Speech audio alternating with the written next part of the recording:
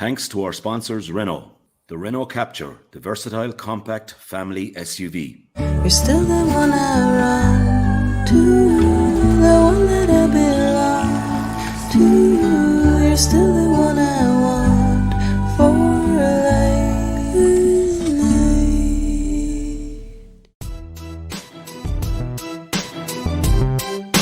A grain of rice, a grain of rice is going to tip the scale.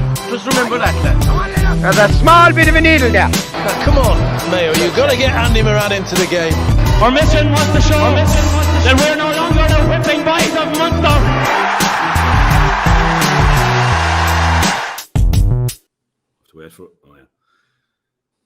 Morning, gentlemen. How are ye?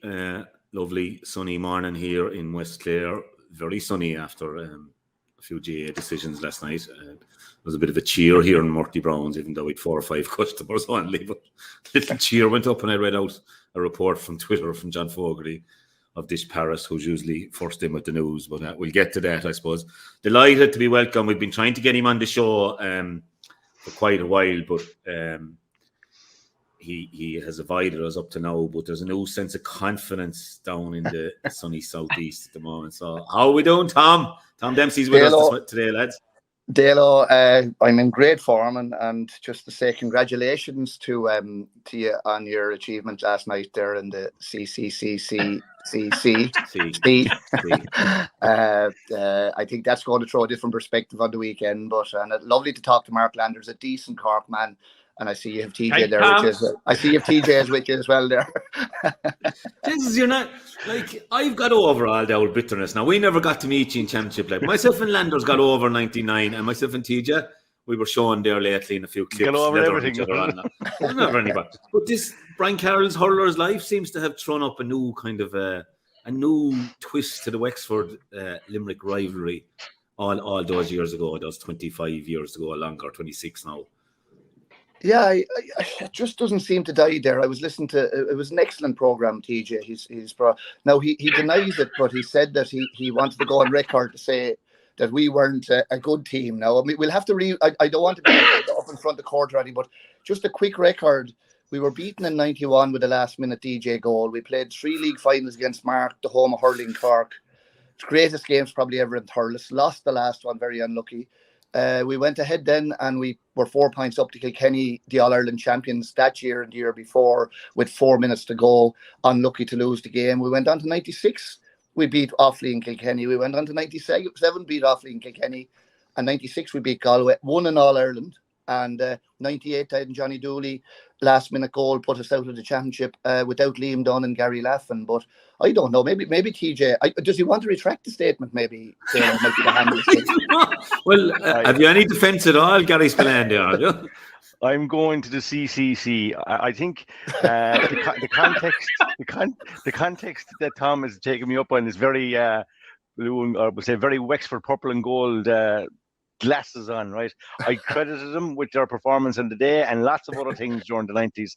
I was merely speaking from my own personal and Limerick's point of view to say that we made a balls in 96. I did credit Wexford afterwards, but I suppose Dalo, and in fairness to Brian Carroll, did a good job. You'll have to listen to the show and revert to me. Look at Dalo, just to put it to bed, I honestly, thanks for that, TJ, and my respect is totally restored in you. The one thing I didn't say, Mark and Dalo, we heroically won in All Ireland then in '96 with 14 men for 2/3 of the game. That was the game. Heroically, we defended a 1-13 lead the whole way through. and you were credited with that, in fairness. Absolutely. There's nothing wrong with 1-13 All Ireland final winning scores. Pardon? I said the quietest man in the field, Eamon Scannell, was the fellow who got the red card that day. He's probably one of your quietest players ever. Yeah, and we don't know where Stephen McDonough's hurl was going until he was hooked, to be honest with you.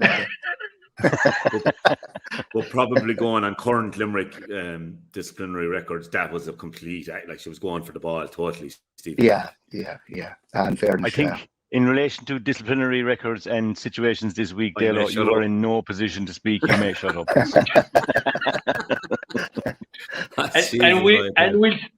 I will say nothing about poor old Gary Kirby's fingers. I see he does a lot of golf anyway, so in fairness, the stroke that Liam Dunn pulled on him probably didn't affect him that much, Tom. His finger wasn't broken at all, so it wasn't. Yeah, I'm just having difficulty. I think you're breaking up there, Mark. We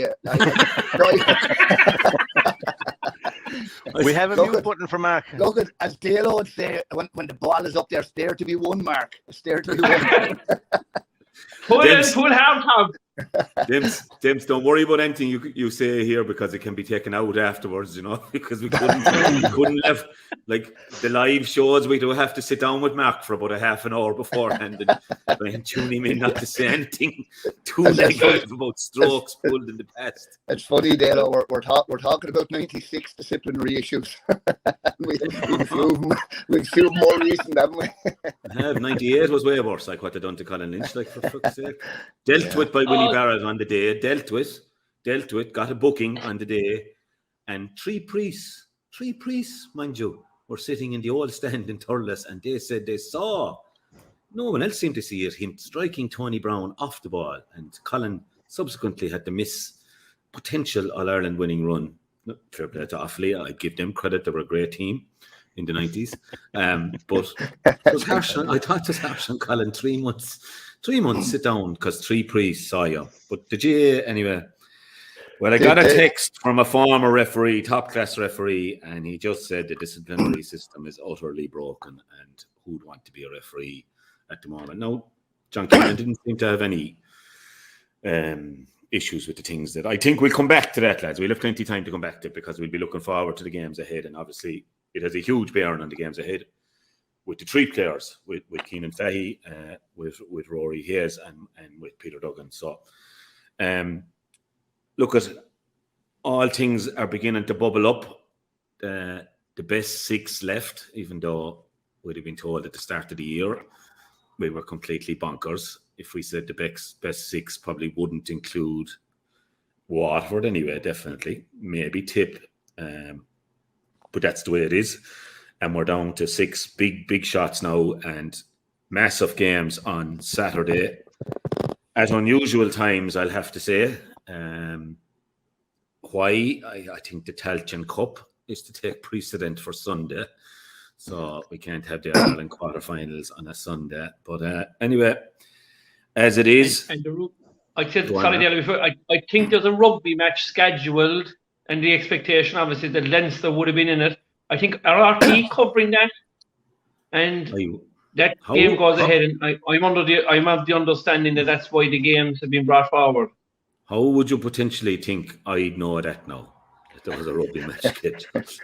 Well, I thought now that a 1:45 start on a Saturday might be sending up a red flag as to why on these games at 5 o'clock and 7 o'clock on Saturday evening, because now.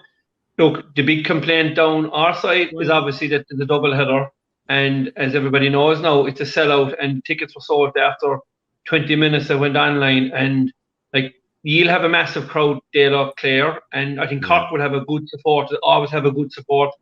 Tom, I don't know about your own crowd, whether they'll travel in numbers or Galway, to be fair now, but it looks as though if they were put on in different venues, that they may be up on 35,000 maybe at both games if they were held separately. So it's something maybe that should have been considered, particularly when the tickets went so fast, and would it have been an option to split the games, put one of them to Nolan Park or something like that, Well, look, with ourselves, Mark, traditionally we don't travel, and I'm not being funny here, to say Páirc Uí Chaoimh or to Thurles, because they're awkward grounds to get to. The only thing is the traffic will be coming up there. I would imagine there'd be a big Wexford crowd. There's a huge interest not only in Wexford and obviously in Clare as well. My own preference, and this is not in any way a Leinster preference, I think they could have put the 4 of them in Croke Park on Sunday. And I don't think Tailteann Cup should take precedence here. And, I think Wexford are a funny crowd. We could bring 7,000 or 8,000 on the weekend, but definitely Wexford would have brought 20,000 to Croke Park. That's speaking from our own perspective. I that's where I would have preferred anyway. It should have been Sunday anyway, I think, Tom. All-Ireland quarterfinals, it should be Sunday. How the Tailteann Cup would get precedent over it.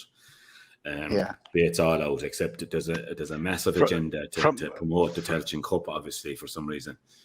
From a neutral point of view, I think it's fantastic to have the two You don't games care on who at we the play, same like, time. is it? We don't mind who we play, but from a neutral point of view, over in Thurles, from where I live in the metropolis of Garryspillane, it's perfect. 2:45, 4 o'clock on Saturday, a few beers on Saturday night, absolutely most perfect weekend. So I'm with the GA on this one. I'll be against them later on in the programme, but in this particular case, €40, Marco, two cracking games, some of the best players in the game on view in Thurles, weather forecast superb. It's as good as it gets. Have you the soft seats again? Spike, I bet you Spike has got the call. Well, all I can say to you is I will be there. Anybody who will be in Thurles will see me there. Two cracking games to look forward to. I get well looked after in these situations. Well, the only other thing I'd say about the whole thing is we just lost Tom there for a sec. He's on the way back. Yeah, no, I'm back there, Dalo. Yeah. And like the Clare Miners are in the All-Ireland semi-final against what's touted as a very, very good Offaly team. Leo in charge of them. I hear him on Clare Defender this morning. He's happy. They had a bit of a layoff, but he's happy. And like the Galway Miners are in the All-Ireland semi-final v Tip. Like, and your argument, Mark, that it could have been separate venues. They could have facilitated both minor games then. Now, maybe Offaly didn't want to play in front of the Clare Wexford quarter-final with support-wise, but for the Clare supporter, like, who's going to try now and go to Thurles Saturday night or Friday night, he's to go again Saturday, he's the football coming the following week, and there'll be an awful lot of, supporters will go to all the games. That's in Croke Park. I know there's other counties in the same boat, but I see even in today's Examiner, Niall Healy giving out yards, like with the Galway supporters having to go to the Gaelic grounds on Sunday, having been in Thurles, and just try and support their minors. Yeah. So it definitely was a case, I think, for two standalone. Just to say, Dalo, and I don't want it to be always hit Jay, but they did the very same. Wexford played Laois in the Leinster Championship, and the Wexford Miners played Laois on the Saturday, and the Wexford Seniors played up in Laois on the Sunday. Like, I think any young fella, whether it be Offaly or whatever, would love to play in front of a big crowd. There's no doubt about that. And it just to say on that Offaly minor team, the Kilcormac Callaghy played a tournament down here in Glenbarntown when those guys were 14, 13. They're a serious outfit. Yeah. They are a part, I think, of what we might see as a renaissance of Offaly hurling. But I think if you asked all those individual young fellas playing in Thurles or maybe even Portlaoise in front of like Portlaoise would have been a good venue there for Wexford and Clare. It would have been absolutely perfect for them. 25,000, like we saw in Ennis, like with the local sport in Ennis for the Limerick game, particularly, and the Waterford game then, which was a bit of a dead rubber from a Clare point of view, but huge atmospheres and great, like just. Plus, then our Camogies have been put down to play, I think, at 3 o'clock and 5 o'clock on Saturday. Just a direct clash. With maybe you'll make it back from Thurles for the senior game, like down in Mealy, but it just and the Wexford Camogie girls are down Dalo for 5 o'clock. I have a daughter involved in that, so you have a dilemma. Your daughter's playing Camogie at 5 o'clock. Yeah, it's family, isn't it? Like, I mean, she wouldn't miss a Wexford senior game, I bet you, hurling. Absolutely, never, ever. She was in Westmead, believe it or not. I know, like, and that's the thing, like but like again, lads, I think the condensed season, and I know. And you know what? I've been dying to say this for a while. I'll be able to go on my holidays in August this year because I'm on an old contract. Do you know whether my contracts are coming to an end or like all these apes out there saying, "Oh, yeah, it suits the narrative of the fellas working in the media to get more gigs and all." Do you know what? A good few people in RT, not even presenters or panelists, have said to me, "Do you know what, Dalo? For the first time in years, we're going on 2 weeks holidays in August." And all these whingers saying we're trying to drag it out, and I just think it's madness. I said it on here before, like one of the teams that could definitely win the Clare Senior Hurling Championship are Renault Ireland, and they've now been relegated to Division 3 hurling in Clare because they have 4 lads on the Clare Seniors hurlers, and I think they have 4 on the footballers, and they have no access to those players for their county league games. Early on in the year, they had no access to their 20s. Every other year, with the normal season, let it be the end of August, even when it changed back from September, you had your county men for, if you had 8 Clare Cup games, which is the county league in Clare, you had them for at least half, often 5. It gave you a fair chance of getting on a total to maintain your divisional status. And for me, I don't know. Dalo, what you were saying, it wasn't yourself, but that you think that the All Ireland should be on the 1st of September. Like, the system is not perfect, but from a club player's perspective, it is better than it was. Like, you know, I mean, the lads know they can go on holidays now. I just think we have to suck up the fact that we're going in August, and just the club is where 97%. I know we've often said it before, but I think it's not perfect, but it's as good as we'll get at the moment. Is it a better or worse club championship than that, Tom? We had 12 training on Tuesday night. 12 seniors. Our juniors trained separately, and this second junior team trained separately. And that's a decision that was made early in the year by the various managements. We 12. I think for the first 2 weeks of July, 6 of those 12. Now, we have a few coming back that are on holidays at the moment. But between après leaving cert and lads getting their 2 weeks holidays, first 2 weeks in July, we have 6 of those guys gone of the 12 on holidays. Be it Beta, the States, Cyprus, whatever. Now, if Clare lose on Sunday, we'll be playing, I'd say, probably the 17th, 18th of July. Is that good for my club players or any club players? One second now, Dalo, hold tough now, right? Are you saying that the Clare County Board are going to start the championship before the hurling and football All Irelands are over? I'm not saying that. I'm saying if we're beaten. That's good. If we're beaten, yes. Sorry. Okay. Sorry. I'm going to assume. Sorry. You said you started the sentence that if Clare were beaten. So just assume now Clare are beaten in hurling and football. Are you telling me that the Clare County Board are going to kick on with the club championship straight away? No. What I'm saying is, okay, so let's say Saturday is 50-50. Dempsey will tell us this 80-20, of course. But, no, just say it's 50-50. There's no Clare lose. We're having a discussion. We're having a discussion now about the split season here, right? Yes. And the reason for the split season is to give the club player clarity of when they're going to be playing championship. So, you know, play your league matches at the start of the year, get your training done, get your holidays out of the way. The All Ireland hurling footballs are over, and there's going to be a club championship. Then start straight away. That we've given our club players all over the country clarity when they're going to be playing. The matches are fixed. Are you saying that the Clare County Board are going to go away now and kick off the championship if the Clare senior hurlers and footballers are out, as they see fit? Mark, the provisional fixtures were earlier than that. They were fixed, I think, for the 2nd and 3rd, and the following weekend hurling. Football 2nd and 3rd. Then if Clare do really well, make a semi-final, obviously there's a review on that. But what you've had, Mark, is you've had crucial relegation, and we were beaten ourselves last Wednesday night by Newmarket, well beaten, but it was a crucial game for both clubs because promotion was on the line to Division 1A of the league. So lads didn't go anywhere and are doing part-time jobs and are in factories, and that's the real leaving cert. We have 2 crucial leaving certificates who have been playing in every league game, and to their credit, played up to a week before the leaving cert started. Massive. Both of them. Massive. You know, and for me, it's just not working. I don't think it's working, and I don't think it's the benefit of the club players. Anthony, no, this is a crucial bit now here, right? There's no way your county board should have provisional fixtures for club championship depending on the inter-county team. They're breaking the rules. No. There's a split season there.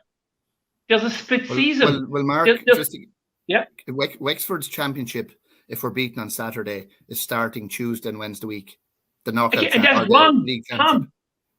That's 100% wrong, Tom. Because you now have club players waiting for the inter-county team. So this is the last 20, 30 years what we've been waiting for.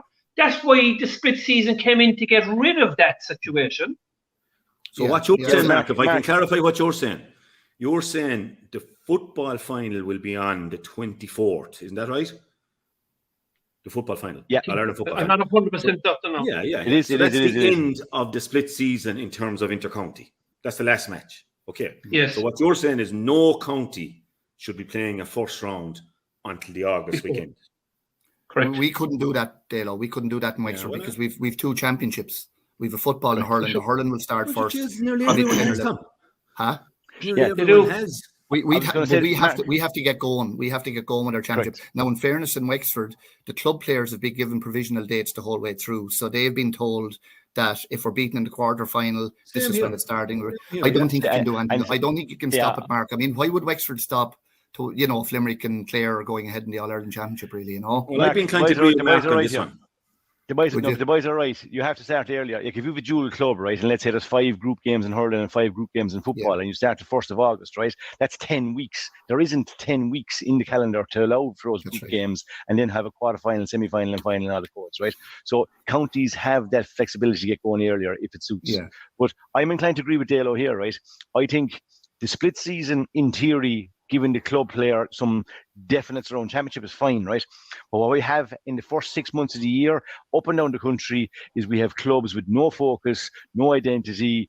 This championship is so far away, just kind of the interest is not really there, and it's just not happening for the club player. That is one of the key problems with what we're looking at the moment. So in theory, what Tom is saying is grand to say, look, we won't be playing championship until the last week of July or the first week of August, but what does the club player do from the 1st of January to the 1st of August? He's just hanging around effectively. Well, generally you play your league games, TJ, but I can see it's not perfect, but to be quite honest with you, we've had a reasonably good championship the last 2 or 3 years here because it's all been played now. The problem we had was the referees played their county final, and I think it was 12 weeks later then played the Leinster Club Championship, so that's because you played the hurling championship and didn't play the football championship. Yeah, and so then no one else is doing that, Tom. Everyone else is every second week. Tom, that's not ideal. That's not ideal, Tom. No. Yeah, like we're playing a hurling football. Yeah, Mark, Glenbarntown, see some like Kilkenny are grand, they have no problem, right? But in Glenbarntown here, they're a dual club, they have a reasonable aspiration in both, right? And they will, so if you went that way, I would say that there's probably 10 of the senior hurling team would be playing senior football, and they'd probably be out playing one after the other, like football this week, hurling next week for what, maybe 20 weeks, like, or 18 or 8. I don't think that's ideal either, you know. That's the way, Tom. That's Euro Guinness, who I've talked about, Cratloe, all these clubs that are dual senior clubs in Clare, all their players play both nearly. Well, at least 10, as you'd say. And they don't mind that. They train for football that week and play their football championship. And then, anyway, we could be baiting this up and down, but I'm not sure it's worked. And I'll say this to leave it maybe. We need to sit down and look at it at the end of the year. Each county needs to come forward and say, did this work for us? Or didn't it work for us? Do you know? And I think that is the crucial bit, because it can't be a one fit all unless we go with Mark's approach. That the inter-county season is... But Tom, bearing in mind, no other year would you have got to play your first round of your championship for the 1st of August. Like, this would be bonus territory. I think. I just want to confirm this now, right? Because I have it confirmed, right? Cork are starting the football championship on the 24th, the weekend of the 4th of July, 24th of July, and the hurling is starting the 31st of July. Right. And they're fixed, they're cast in stone. And we're like, and Tom, we probably have the biggest number of clubs, and we're struggling to find the dates. But the attitude is the club player knows exactly when they're playing.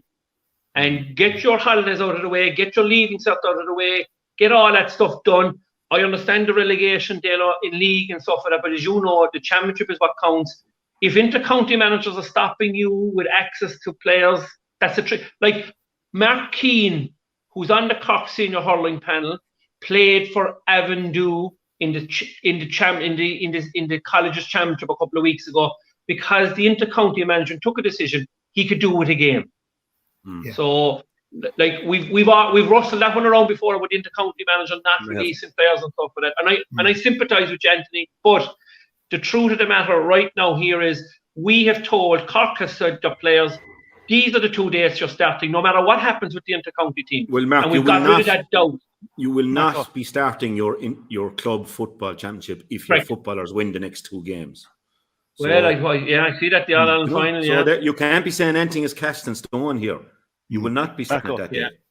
But I think one of the key points Dalo is making here, one of the key points Dalo is making, which I'm trying to agree on here, right, is that for the first 7 months of the year, the club player has kind of really in no man's land. It's not working for the clubs up and down the country. That is one of the key points he's making here. It's not so much about the split season in the start.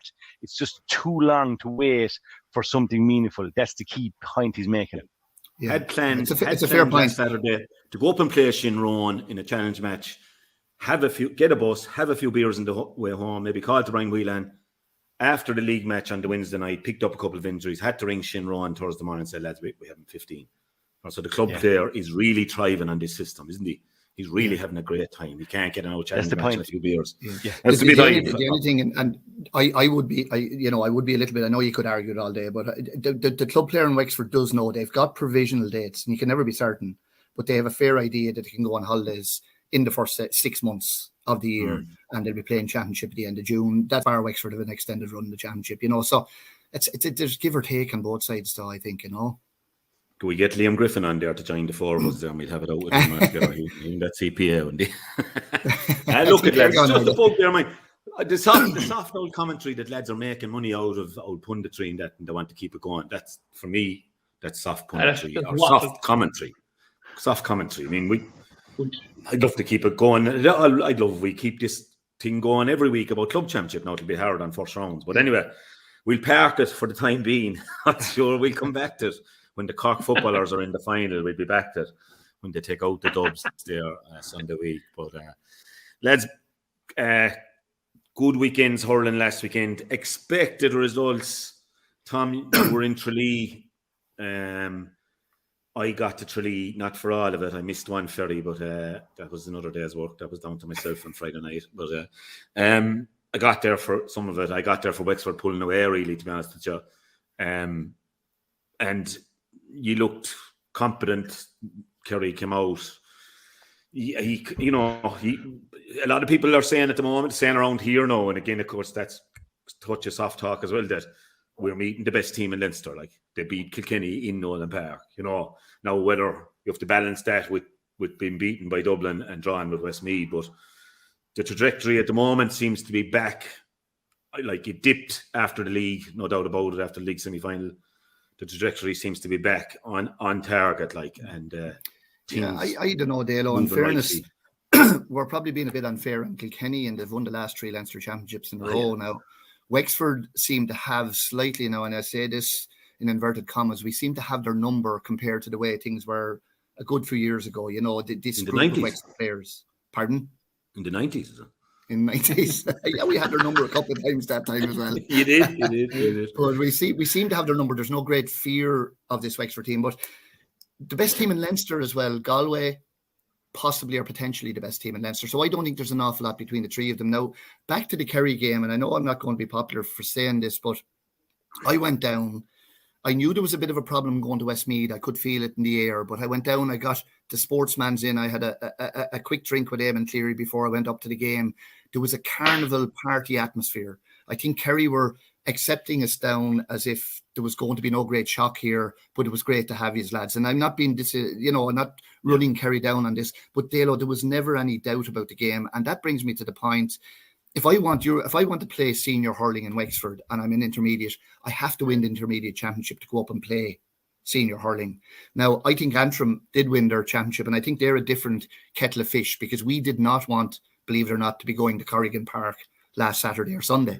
But really with Kerry, I don't think there was a benefit of getting to play the most important game of their year on last Saturday, and then to play Wexford a week later. I don't think it suited. It was good for Kerry to be in the Liam McCarthy. It's just a little bugbear.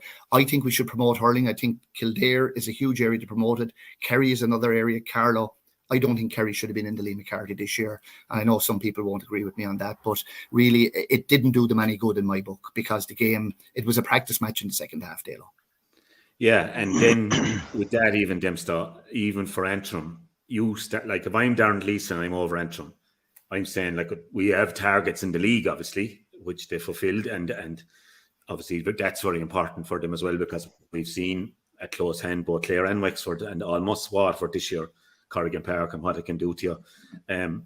But I mean, even for them winning it, like, it's very hard in the space of, I mean, you had to celebrate a small bit, winning the competition you set out to win and getting back up to Liam McCarthy, then to be focused on a Cork or a Wexford, who had hugely achieved on the last day of the year to make it to that preliminary quarterfinal. Yeah, to say, Dalo, Wexford, I'm not saying Wexford, they're going to give it a right lash this weekend, but Wexford are in a good place at the moment. They've all their players, bar Cahill Dunbar, available.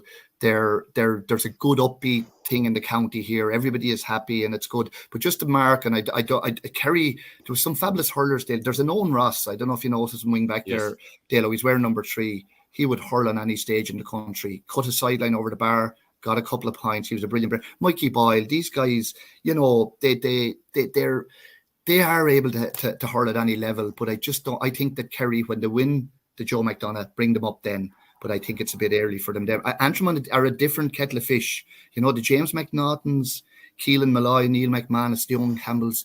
I think they'll trouble a few teams in Leinster next year. I think, and I'd say Cork were glad. I think we give Cork full marks for going up there and getting out there with the win, because it's not an easy place to go. But I just thought that last weekend, apart from the fact that Liam Spratt took 5 hours to drive home from Mallow, or from Tralee, I was travelling with him. We went around Mallow. Maybe I'll get from you sometime, Mark.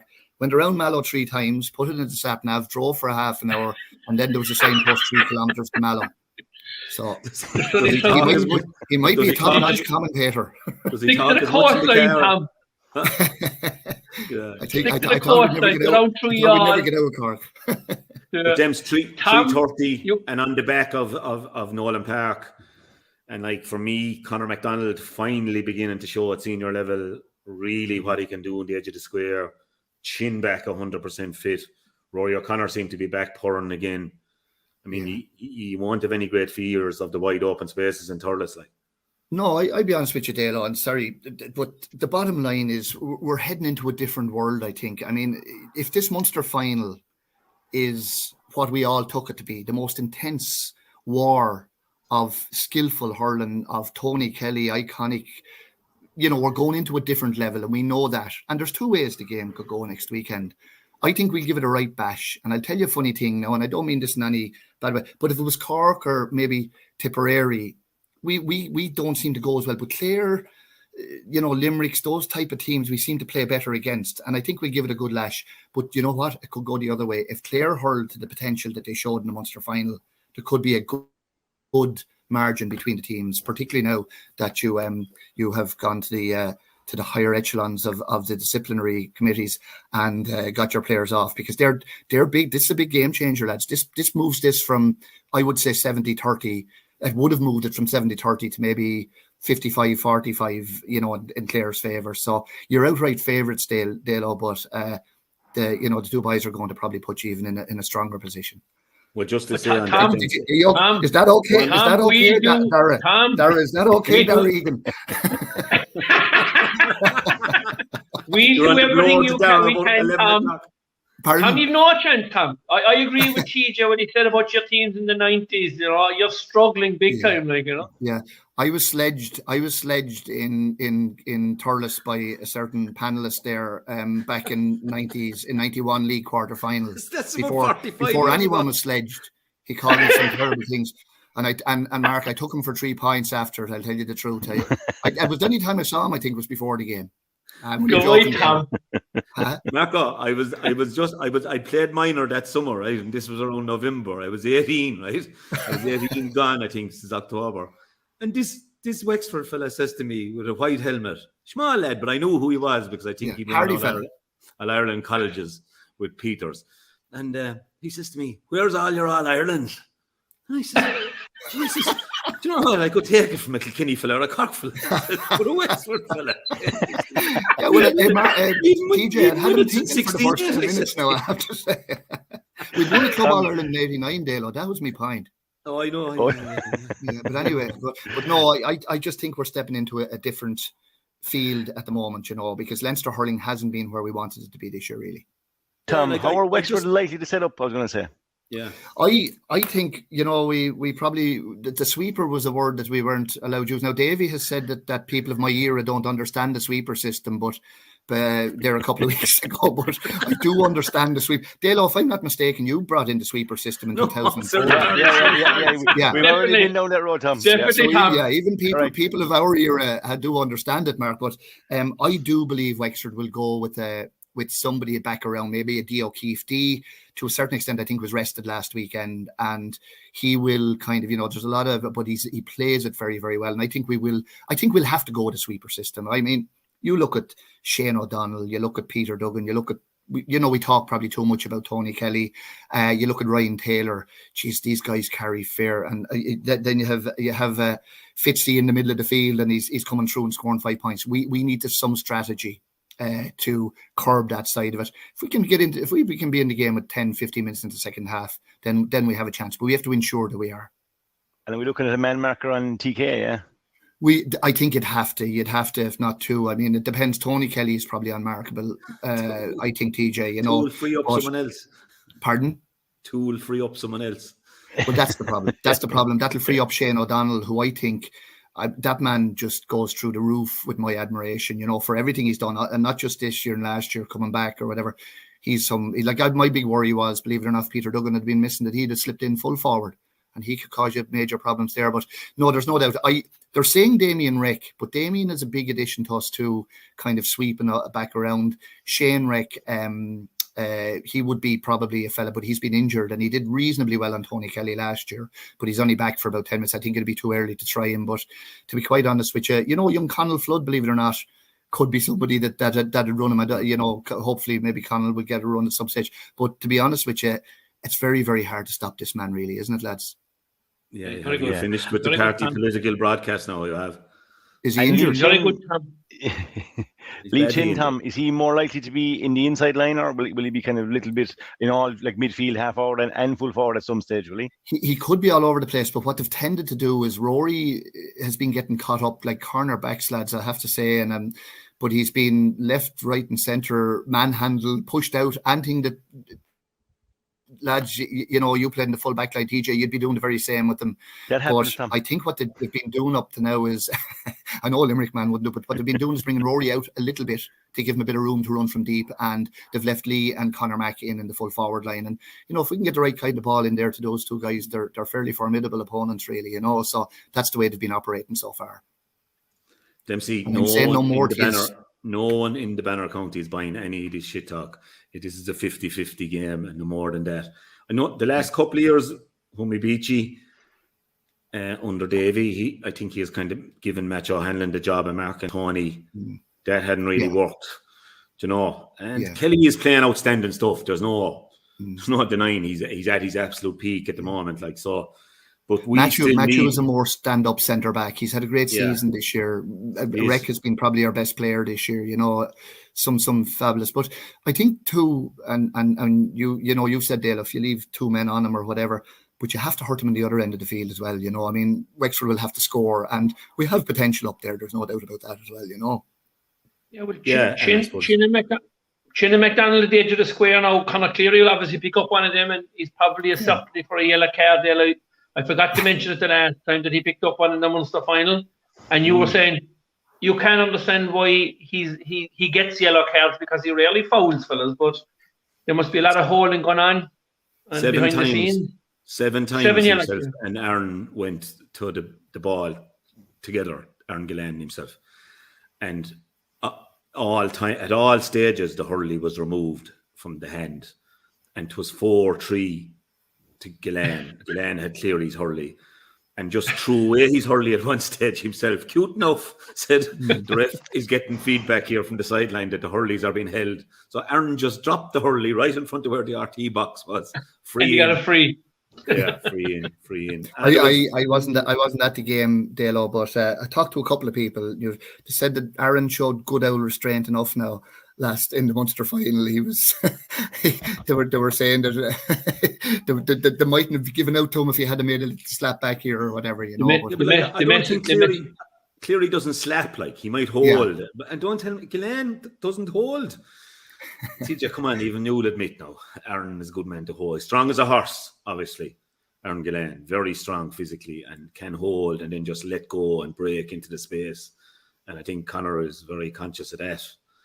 So he'll have a different challenge in Chin or McDonald, all these top forwards. The brilliance of them are like that. They're such different players.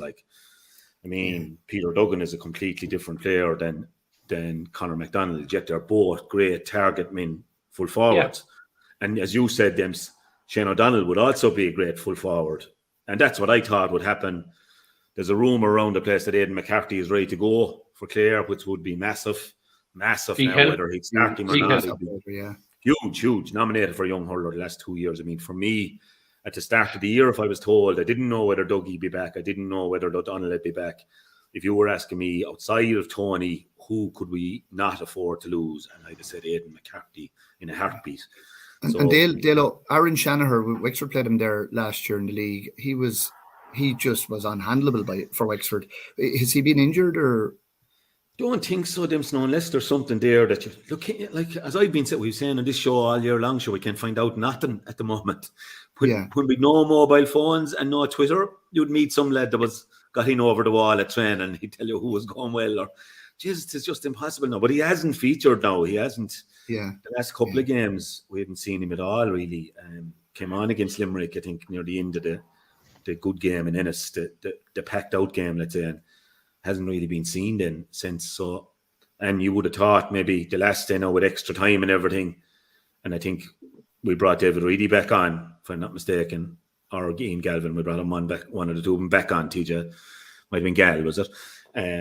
So look, wasn't obviously not in the shake-up now. Whether that changes in the 2 weeks, I presume, with the Munster final the way it was, lads. What do you get done Monday?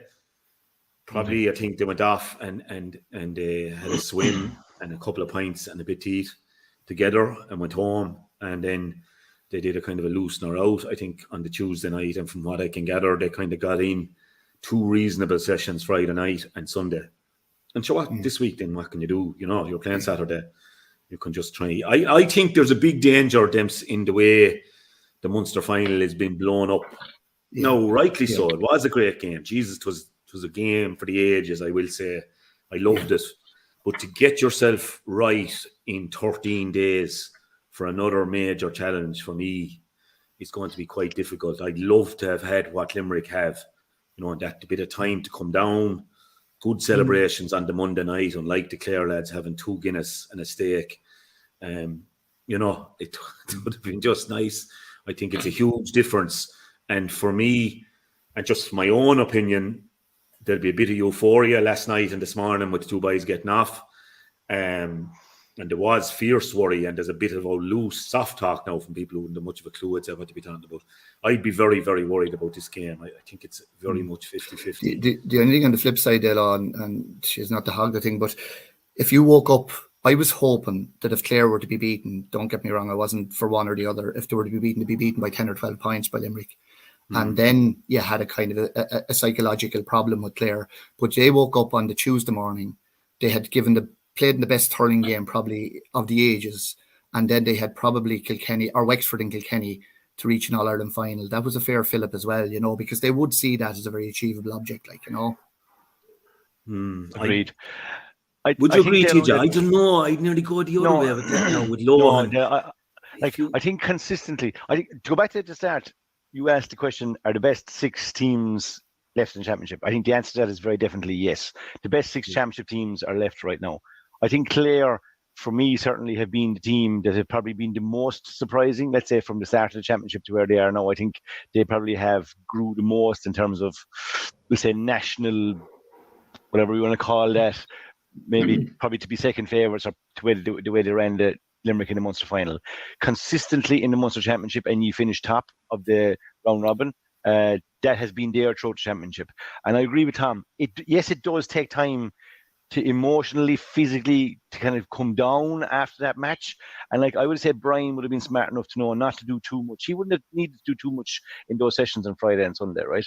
But I think from a confidence point of view, to know that your team that you played on was so close and good enough to have a rattle off the All-Ireland favourites, the belief and the confidence in that will far outweigh anything else. And I think they'll be fine. I think once the training was managed and they didn't overdo it. There's a couple of things which I really like about Clare, right? And we'll come back to the suspensions or whether it's failed suspensions in a while, right? Their mindset seems to be different, Dalo, right? And I am hearing that you have your own version of Caroline Courage there, right? And it was very evident that I didn't touch on this. No.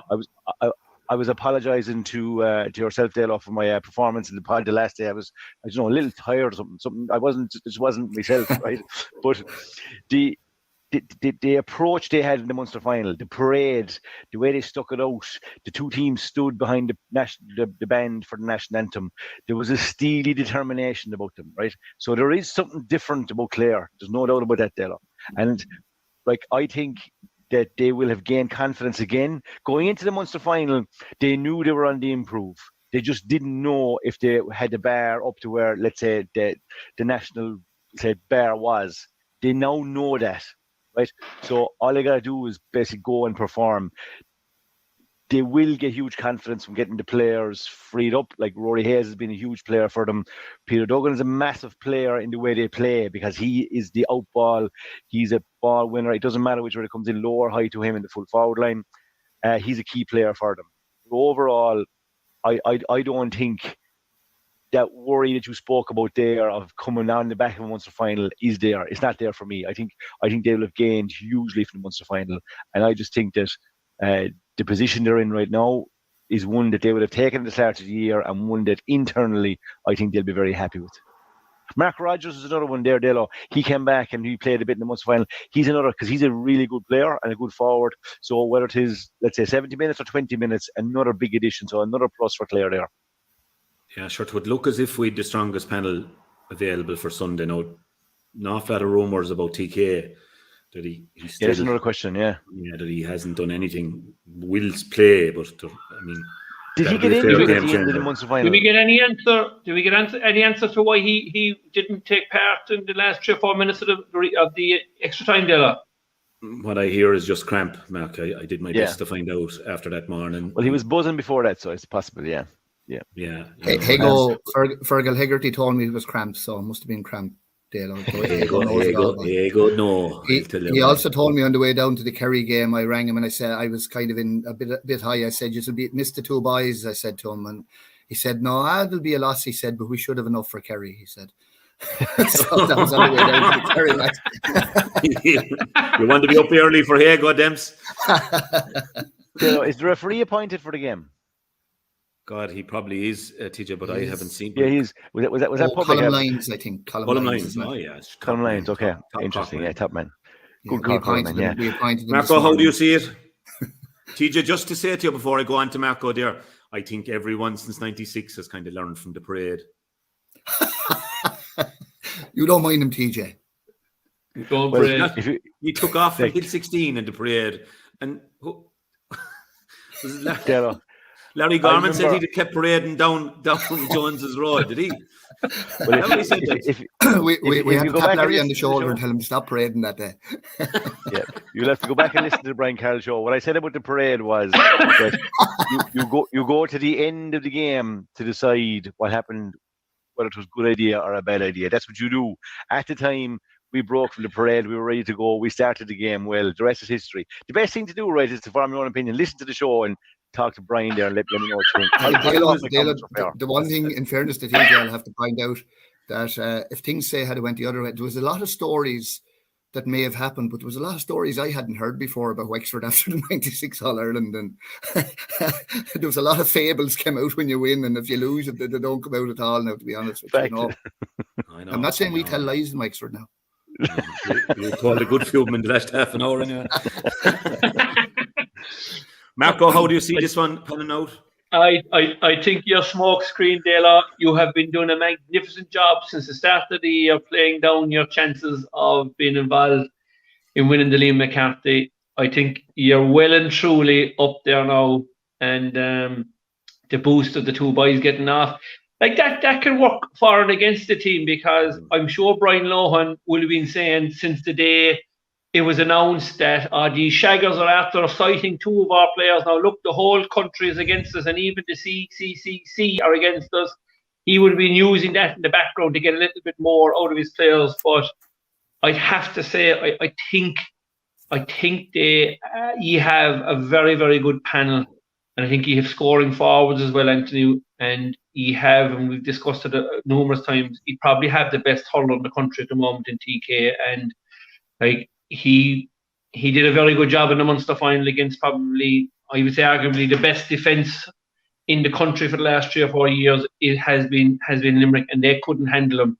So that, to me, is the major decision for Wexford this weekend is how do we stop Tony Kelly, and obviously get the most out of our own team at the same time, because I hate to say that anybody's a one-man team, which you're not, but Tony Kelly pulls the strings, and I think if TK is held, it gives Wexford a really, really good chance. But I think ultimately, when it comes down to it, Anthony, I think Clare will probably see it out, and Yeah, I would look, also say I think Wexford, they stumbled against Westmeath. They were beaten by Dublin at home. They were the two results, but they went down to Nolan Park and got the result to get them through. And I think that shows great stomach for the fight. And I think Wexford will build on what they have achieved already this year. I don't know, is it a step too far this weekend or not, but time will tell. Yeah, two completely different systems there, I know, right? As to what Tony Kelly and Clare, like, everyone knows the way Limerick defend, the way the zonally, and they don't like to get them lines pulled all over the place. It will be more straightforward for Wexford to put a man marker on Tony Kelly. What will be interesting to see is where does Tony Kelly position himself. Like, Clare have used his positioning really well to date. Like, he could start now in the middle of the field, Tom, right? Just to kind of like, so if he send a man marker to him, right, maybe in the middle of the field, just to throw you guys, if you have a defender pinpointed to mark him, he could start in the middle of the field. So that's what you're dealing with this weekend. So it could be different, and it will be interesting early doors. Yeah. Like, and on that, like, I was nearly certain that he was going to go in beside Dougie at the start of the Munster final. That he was going to go in, and I could easily see TJ him, although he'd probably wearing 13 maybe or 15, that he'd go to 11, and we'll say, right, lads, you don't want your centre back coming, but you might play an extra, as you said, Dee O'Keefe might sit back, and you'd let whoever, Damien Recker, one of them off after him then, and that, I think I have to mark him anyway. That's if I'm the opposition manager or not. I don't know, Lohan won't shoot me for saying that, like, because Limerick have shown now twice that it can really hurt you. Now Limerick have managed to get 2 draws and win an extra time. Obviously, the last did a crucial one, but I mean, would Clare have been as close to Limerick only for what TK was able to get away with? So that's the key. I just feel, lads, and I said it to Joanne the last day, given these predictions of these matches, I just don't know why we even bother with it. And I don't mean to put you on spots. I just wanted to get your take on where the teams are. My take is I loved what I saw from Wexford in Nolan Park. I would discount the last day as well, Tom. No disrespect to Kerry at all. Very difficult after losing their third John McDonough final in a row, like, for Stephen Malumphey to pick him up. And in fairness to Stephen, just to say, he had him in great shape.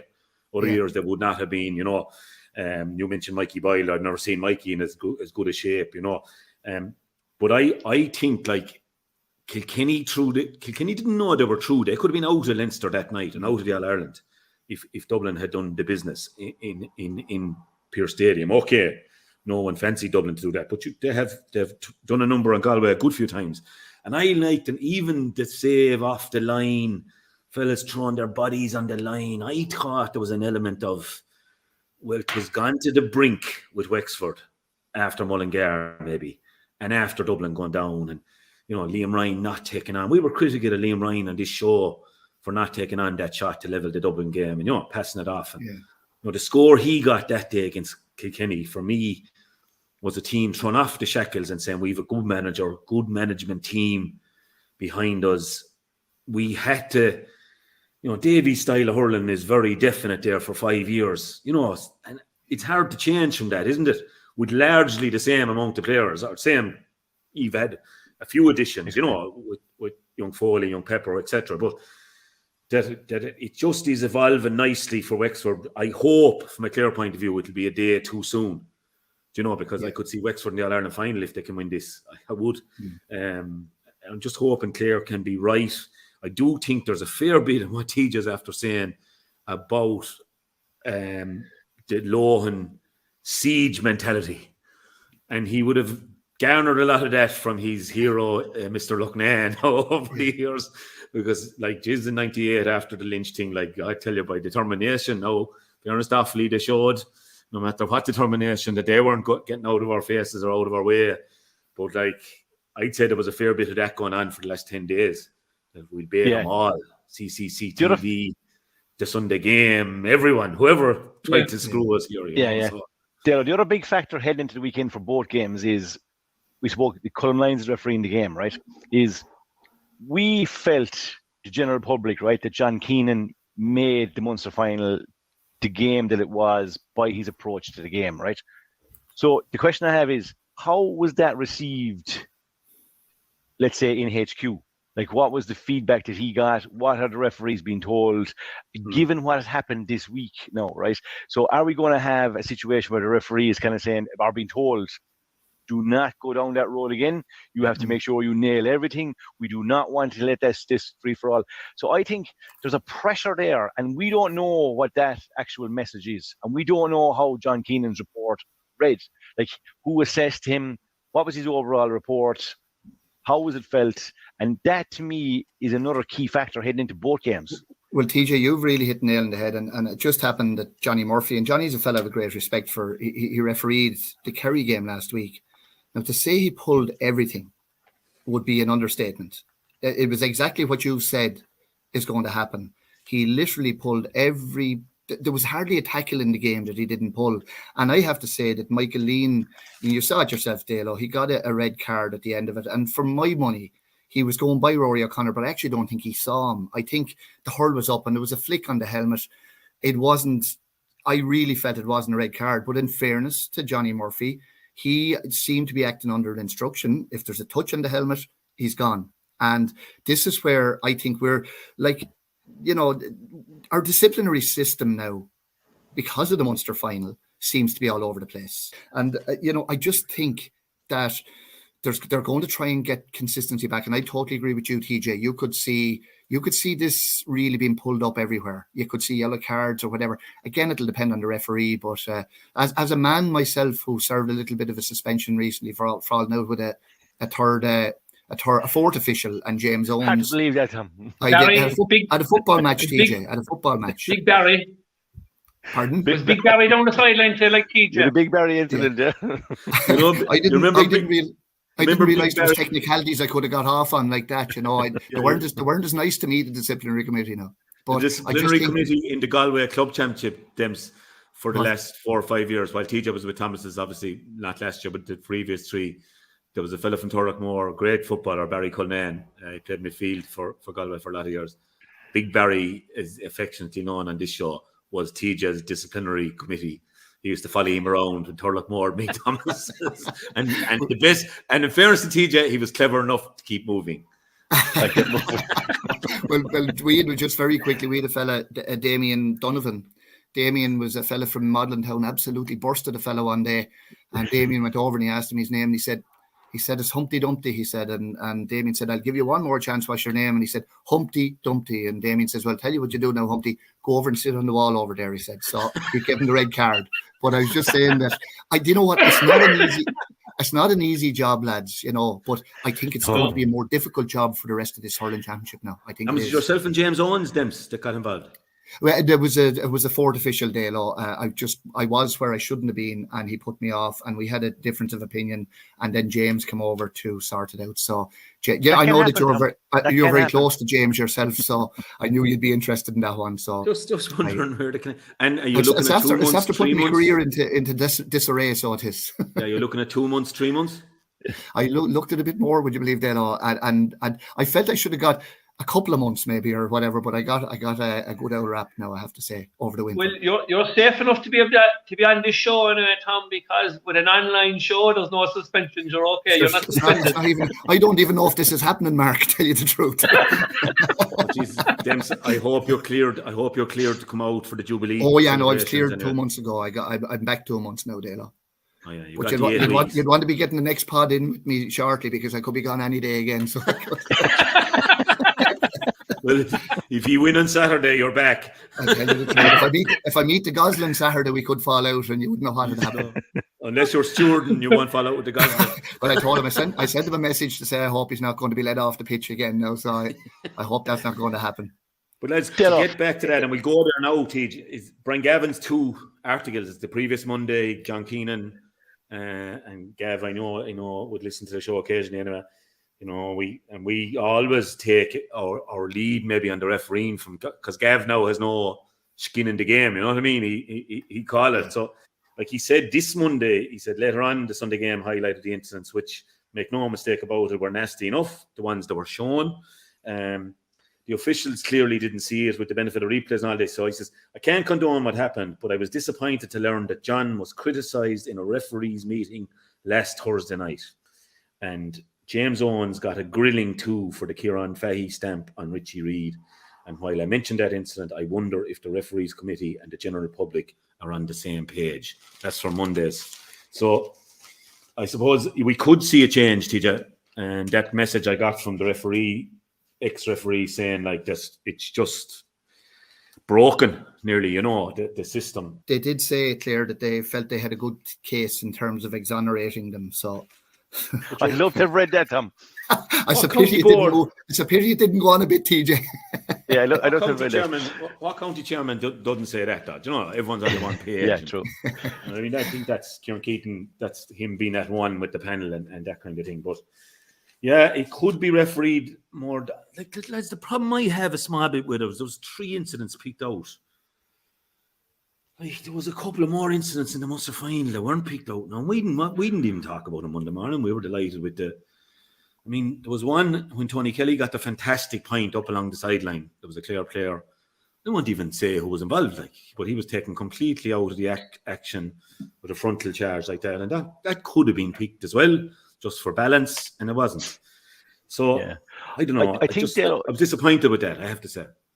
I think in all walks of life, precedents can be just a real dangerous tool. Like what the road we've gone down here now is after setting a tone, like whether the Sunday game will continue to pick incidents, whether like do the CCC meet on a Monday and review all games, and if they do, whose footage do they use, Marco? Like, do they use RTE? Okay, okay, so I just give you a breakdown, all right, because I know you're going to come back. I want to read out something from the CCC. So the main function of the CCCC is to set fixtures at national level and appoint referees. They also review referees' report, applying any suspensions that may arise coming from sendings off or cumulative black cards. Another role for the CCC is to review footage of games where they feel further disciplinary action needs to be taken, though this can only happen once the referee confirms that they missed the incident in question. If the referee says that they saw the incident and took appropriate action, the CCCC's hands are tied. So my reading of that, TJ, is John Keenan and James Owens didn't see any of the incidents that happened in those 2 matches. The CCC have reviewed the footage, but the big question for me coming from that is, because the incidents are what was shown on the Sunday game, did they look outside the Sunday game? We can't answer those questions. We're only speculating, but it's a fright to God that the incidents that were pointed out in the Sunday game, and I'm led to believe that the lads that pointed it out have come in for ferocious stick on Twitter, which is totally wrong for individuals. And then I also had some fellas saying, it was totally wrong to have a Limerick person on the Sunday game on that night. That's bonker stuff. Like we're all GA fellas. We all can see it with our own eyes, whether you're from whatever county you're from. I think that was very personal. I think it's very wrong as well. Very wrong. But interesting here, the role of the CCC there. So the key is, do they look at every game, or do they only kind of go to a game? And I suppose one of the issues what we just spoke about there is like what Brian Gavin has said about John Keenan. If John Keenan has got, let's say, a poor report or whatever it is, and we'll probably know whether he gets games later on in the championship, right? Now, the referees, 2 referees this weekend are heading into a game kind of saying, geez, I need to follow this rule, right? And I know the rule book is there, and I've heard people telling me there is no such rule as a common sense. Marco, you hear that on a regular basis, right? But we potentially could be looking at 2 games this weekend, right, where Clare and Wexford is a real tight, tough, dogged, physical battle. 2 teams were fronting up, right? And on the other hand, potentially, we could look at Galway, which is going to be a beautiful stick game, fellas standing off, right? So it's very, very difficult to referee those two games in the exact same way. You got to go with the flow of the game. And to be fair to John Keenan, that's what he did. Yes, like it's very difficult. He can't pick up everything, right? But what I suppose what the frustration was with the CCC and the GEA is that they only seemed to be interested in the incidents that were highlighted on the Sunday game. There was no other incident that we're aware of. That's the key piece here. If they came out and said, look, do you know what? We looked at 20 odd incidents and you know what? We came back to these 3 and these are the 3 or 4 that we were kind of focused on. But we're not privy to that information. And I think that's where the frustration came, was the general public felt that it was only the incidents highlighted in the Sunday game, Dalo, that came in for review. Yeah, well, look, here now, I'm very. Can I just say, Mark, on this? I'm awful proud to work in the Sunday game. You know, I mean, I'd rather be playing, but at 52, that's not likely to happen again. I'd have a role to play all right for 10 minutes. 52. Good. Yeah, that's all. I told you, you blackguarded an 18-year-old that day in the league quarter-final. Secondly, I'd love to be involved. The dressing room does not, manager, coach, selector, whatever. You can't do that forever, though. I would have done it for 9 years, and it takes a lot out of you, whatever it is. And, we love going to get, and then to be involved in the analysis, lads, and in the whys and why nots, and who'll do what, and seeing patterns. I love it. I mean, I'd watch games from behind the goal all day here if I could get away with it. And we're lucky. We get a few bob for the job we do. I'm wondering, was it the CCC, and I don't know how many fucking C's is in the committees. I wonder, was there an element of, in the last few days in particular, I mean, I think we all thought by last weekend that the 2 lads and Keenan Fahey were gone. Yeah, definitely gone. And I wonder, was there an element in the last few days that we kind of won't be told what incidents to look at? I agree. I got a sense of that, maybe. Yeah. Can I just say something, Dalo? Are we all missing something here? And I'm looking at it. I'm not looking at it with a Wexford hat. I know we're playing Clare or whatever. But there are a couple of issues that come out of this. One is, in fairness to the Sunday game, fellas, they're there to do a job, to pick out a few incidents, lads. They're not going to be able to pick out 20 incidents. I read the Des Cal thing there that you have so many games to do and you'll pick out. I think just lay off the boys, right? If they didn't pick out the incidents, they'd be saying typical GA, we're overlooking everything and you can do anything. We have a major disciplinary problem within the GA, not with a procedural problem at the moment. I mean, this is crazy stuff, lads. This is crazy stuff about online meetings, things like that. The second thing, I would give John Keane, I think he went with the spirit of the game. He missed a couple of instances and whatever.